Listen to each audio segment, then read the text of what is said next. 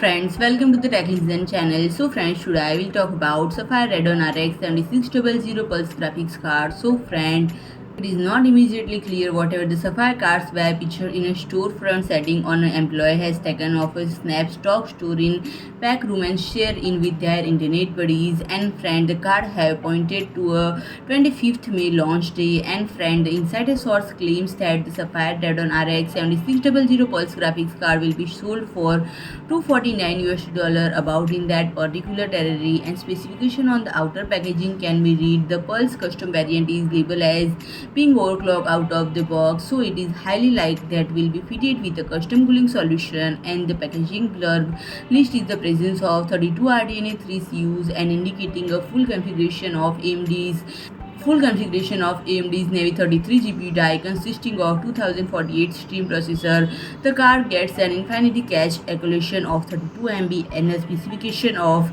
8 GB GDDR6 video memory is confirmed. And friend, if you like my video, please do like, share and comment, and don't forget to subscribe my channel and press the bell icon.